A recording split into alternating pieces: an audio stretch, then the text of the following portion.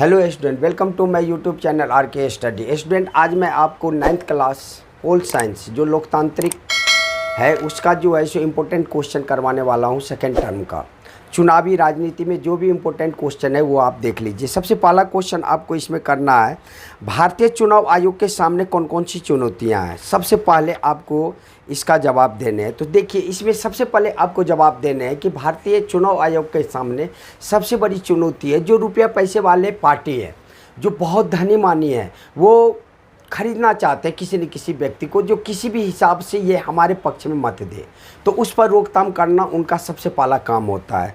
दूसरा, आपराधिक पृष्ठभूमि और संबंधी वाले उम्मीदवार पर लगाम लगाना। जो आपराधिक पृष्ठभूमि है, आपराधिक पृष्ठभूमि वाले लोग हैं जो चुनाव के मैदान में खड़े हैं, उनको रोकथाम करना। देखिए, आप किसी भी हालत में आप चुनाव के मैदान में नहीं खड़े हो सकते। ये भी चुनौती बहुत बड़ा होता है चुनाव आयोग का कि आपराधिक पृष्ठभूमि वाले तो ऐसे व्यक्ति चुनाव के मैदान में नहीं खड़े हो गए जिसके डर के कारण लोग उनको मत देने लगे। उसके बाद पारिवारिक संबंधी बुनियादी पर टिकट मिलने पर रोकथाम। यदि कोई पारिवारिक पृष्ठभूमि के आधार पर टिकट लेना चाहता है, जैसे कांग्रेस है, बीजेपी है, उसका कोई नेता बहुत बड़े पोस्ट पे हैं, अब उनके जो है जो सगे संबंधी ही टिकट दिया जाए, इस पर भी रोकथाम लगाया जाता है। ये भी चुनाव आयोग के सामने सबसे बड़ी चुनौती है। मतदाता को चुनने के लिए ज़्यादा से ज़्यादा विकल्प उपलब्ध करवाना, ये चुनाव आयोग के सामने सबसे बड़ा चुनौती है कि मतदाता के सामने एक या दो विकल्प ना हो, एक से अधिक विकल्प जो अपने भारतवर्ष में है ऐसा बात। छोटे दलों और निर्दलीय उम्मीदवारों को परेशानियों का निपटारा करना। जो छोटे दल है, निर्दलीय दल है, उन लोगों का जो परेशानी होता है उसका भी निपटारा करना चुनाव आयोग के सामने सबसे बड़ी चुनौती है। उसके बाद नेक्स्ट क्वेश्चन आपका है इसमें कि भारत में स्वतंत्र और निष्पक्ष चुनाव कराने के लिए क्या क्या कदम उठाए गए हैं। स्वतंत्र और निष्पक्ष चुनाव करने के लिए कौन कौन से कदम उठाए गए हैं। तो सबसे पहले इसमें आप दे सकते हैं कि चुनाव से पूर्व मतदाता सूचियों को ठीक करना चुनाव आयोग का सबसे पहला लक्ष्य होता है। इससे निष्पक्ष और स्वतंत्र रूप से चुनाव कराया जा सकता है। तो पहला पॉइंट आप क्या देंगे, चुनाव से पूर्व मतदाता सूचियों को ठीक करना। दूसरा पॉइंट, सरकारी मशीनरी के दुरुपयोग पर नियंत्रण। बहुत सारे चुनाव के बाद कहते हैं कि भाई ये मशीन ख़राब था जिसके कारण जो है सो जो भी हम वोट डालते थे बीजेपी में जाता था, इससे पहले भी बहुत सारे आवाज़ उठाए गए। तो ऐसे ऐसे मशीनों को जो है सो सही ढंग से ठीक करना, ऐसा जो अफवाहें फैलती है उस पर रोकथाम करना।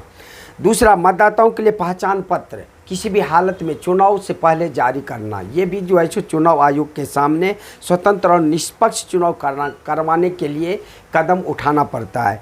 चुनाव याचिका का जल्द निपटारा करना। जो भी चुनाव के लिए जो आवश्यक मुहैया कराया जाता है उसको जल्दी से जल्दी निपटारा करना।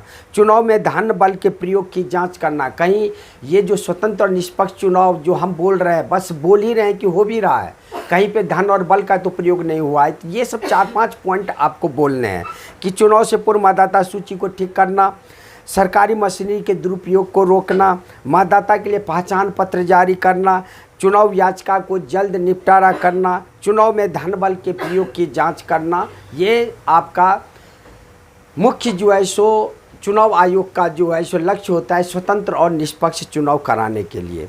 उसके बाद इसमें आपका बस ये 2 क्वेश्चन आप कर लो। हमारे हिसाब से यदि ये 2 क्वेश्चन कर लिए कि फिर आपको ये चुनाव आयोग से जो है सो क्वेश्चन देखने की ज़रूरत नहीं पड़ेगी। उसके बाद नेक्स्ट जो चैप्टर है आपका इसमें संस्थाओं के कामकाज।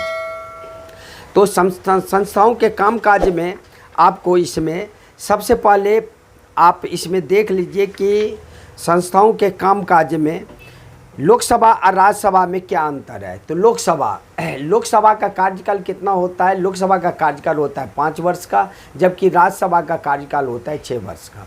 लोकसभा के लिए किसी भी उम्मीदवार को आयु कितना होना चाहिए, 25 वर्ष होना चाहिए, जबकि राज्यसभा के उम्मीदवार बनने के लिए आयु कितना होना चाहिए, 30 वर्ष होना चाहिए। लोकसभा की कुल सदस्य संख्या कितनी होती है, 545, जिसमें 543 व्यक्ति का चुनाव होता है, 2 व्यक्ति राष्ट्रपति के द्वारा मनोनीत किए जाते हैं। जबकि राज्यसभा के सदस्यों की संख्या कितनी होती है, 250 होता है। इसमें 238 व्यक्तियों का चुनाव होता है, जिसमें 12 व्यक्ति राष्ट्रपति के द्वारा मनोनीत किया जाता है। लोकसभा कभी भी विघटन हो सकता है, राज्यसभा कभी विघटन नहीं होता है। इसीलिए लोकसभा को निम्न सदन बोला जाता है जबकि राज्यसभा को उच्च सदन बोला जाता है। इतना यदि आप बता दिए तो काफ़ी है लोकसभा और राज्यसभा में अंतर। उसके बाद आपको भारत के राष्ट्रपति नियुक्ति होने के लिए कौन कौन सी योग्यता अनिवार्य है, ये भी क्वेश्चन बहुत इम्पोर्टेंट है। तो भारत के राष्ट्रपति बनने के लिए सबसे पहले आयु आपका कितना होना चाहिए, 35 वर्ष कम से कम होना चाहिए। उसके बाद भारत का नागरिक होना अनिवार्य है। सरकार के अंतर्गत किसी लाभप्रद पद पर कार्यरत नहीं होना चाहिए उस व्यक्ति को। लोकसभा का सदस्य बनने योग्य होना चाहिए। ये सब सारे के सारे आपको बोलना पड़ेगा।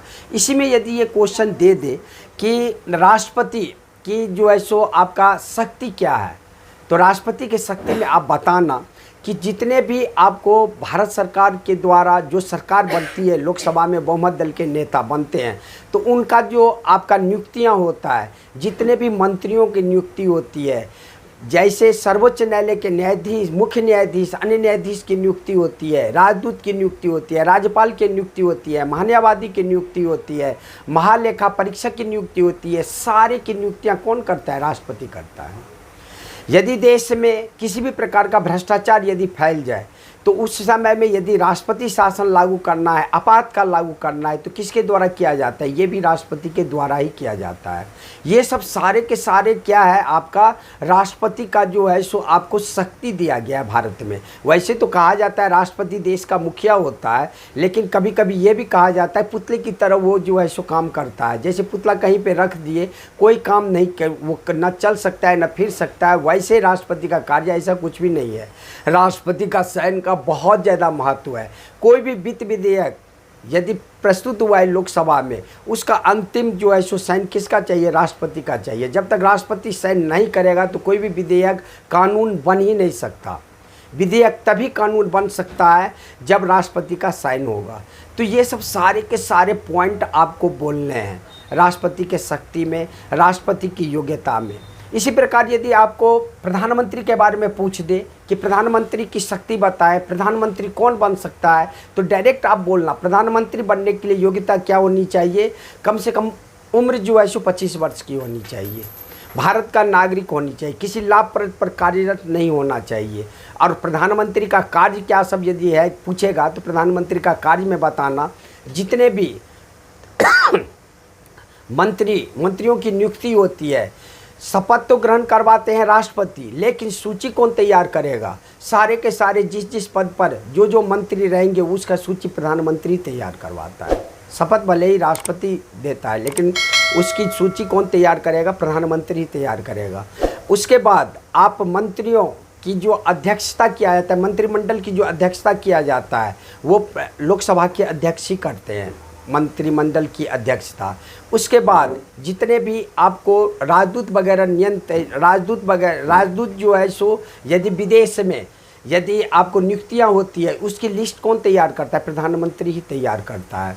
इस प्रकार यदि कहीं पे भी यदि आपको यदि कानून का जो निर्माण होता है, इसे नीति आयोग के अध्यक्ष बोला जाता है। कानून वगैरह निर्माण करने में देश में प्रधानमंत्री की जो है सो सबसे ज़्यादा हाथ होता है, तभी जाके ये कानून वगैरह बनता है। नीति आयोग के अध्यक्ष प्रधानमंत्री को कहा जाता है, जो आपको 2015 में 26 जनवरी 1950 को आपका योजना आयोग का गठन हुआ था, उसी के स्थान पे नीति आयोग आया 2015, 1 जनवरी 2015। उसी का नाम, योजना आयोग का नाम बदलकर नीति आयोग कर दिया गया, जिसके अध्यक्ष कौन होते हैं? प्रधानमंत्री होते हैं। इस प्रकार प्रधानमंत्री का कार्य, प्रधानमंत्री की शक्ति, राष्ट्रपति का कार्य, राष्ट्रपति की शक्ति, राष्ट्रपति की नियुक्तियां, राष्ट्रपति की शक्ति, ये सारे जो है सो इम्पोर्टेंट क्वेश्चन है। और इस हिसाब से आपका इस चैप्टर में ये 2 कर लीजिएगा तो काफ़ी है। अब हम नेक्स्ट वीडियो में मिलेंगे नेक्स्ट चैप्टर के साथ। तब तक के लिए जय हिंद, जय भारत।